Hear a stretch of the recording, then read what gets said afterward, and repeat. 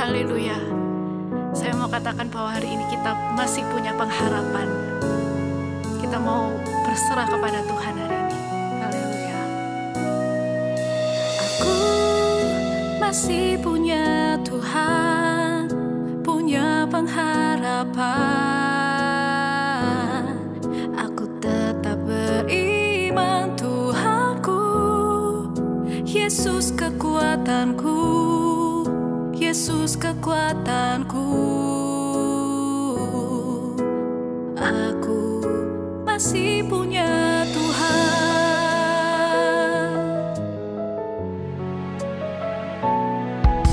Aku masih punya Tuhan, punya pengharapan. Aku tetap beriman Tuhanku, Yesus kekuatanku, Yesus kekuatanku. Aku masih punya Tuhan. Aku tetap percaya, ku tetap percaya, Kau pembuat mujizat di hidupku. Aku tetap percaya, ku tetap percaya, takkan ku takut, Kau besertaku.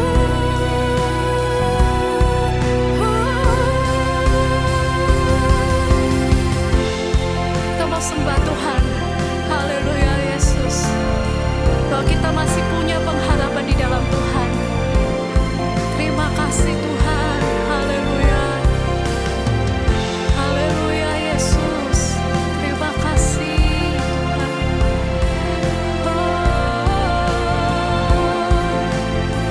Haleluya. Terima kasih Tuhan. Katakan, aku masih punya Tuhan, punya pengharapan. Aku tetap beriman Tuhanku, Yesus kekuatanku, Yesus kekuatanku. Aku masih punya Tuhan. Aku masih punya Tuhan.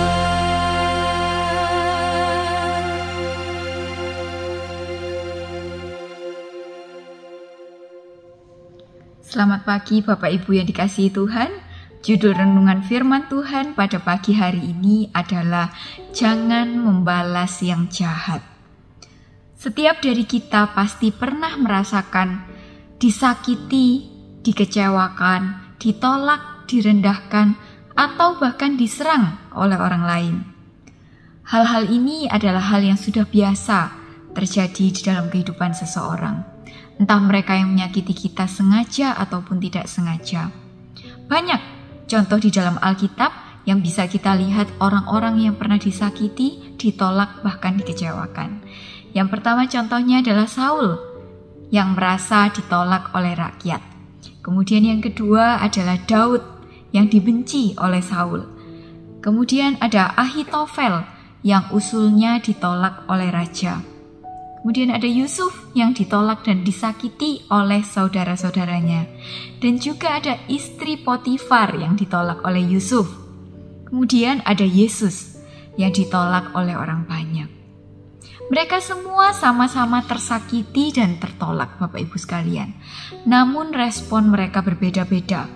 Ada dua respon berbeda yang dapat kita amati.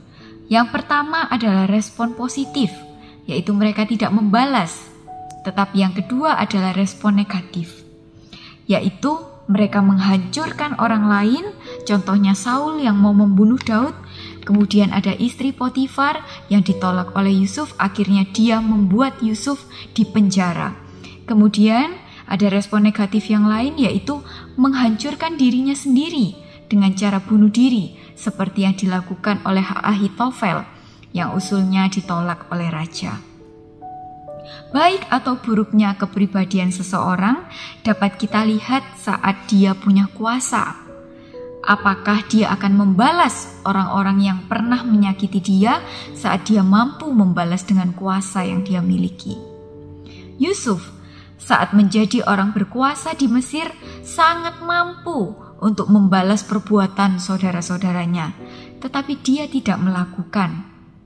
Yesus, saat Yesus ditangkap dan murid-muridnya memotong telinga hamba imam besar, Yesus malah menghentikan muridnya dan berkata, "Atau kau sangka bahwa aku tidak dapat berseru kepada Bapakku supaya ia mengirim lebih dari 12 pasukan malaikat membantu aku?"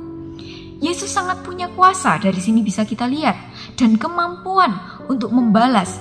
Namun Yesus tidak membalas juga. Ya Bapak Ibu, mari kita lihat ayat kita di dalam Kejadian 49 ayat 22 sampai 24. Mari kita baca bersama-sama Kejadian 49 ayat 22 sampai 24. Yusuf adalah seperti pohon buah-buahan yang muda, pohon buah-buahan yang muda pada mata air. Dahan-dahannya naik mengatasi tembok. Walaupun pemanah-pemanah telah mengusiknya, memanah dan menyerbunya, namun panahnya tetap kokoh dan lengan tangannya tinggal liat.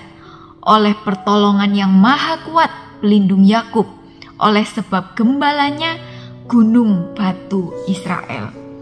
Puji nama Tuhan.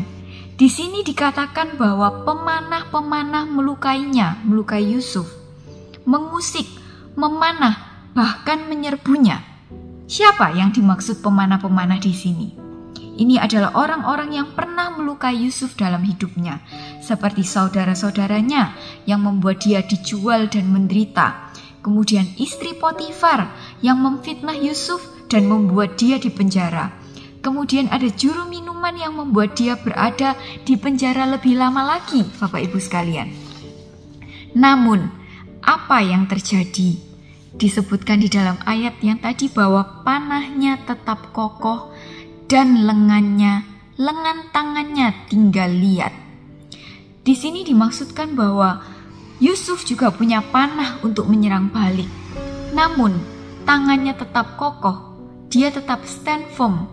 Dia memegang panah itu tetapi tidak diluncurkannya. Tangannya tetap kokoh untuk menahan. Oleh pertolongan yang maha kuat pelindung Yakub, oleh sebab gembalanya gunung batu Israel. Karena ada tangan Allahnya yang memegang dan menolong Yusuf, sehingga dia kuat untuk tidak membalas. Karena menahan diri untuk tidak membalas itu jauh lebih sulit dan berat daripada kita membalas.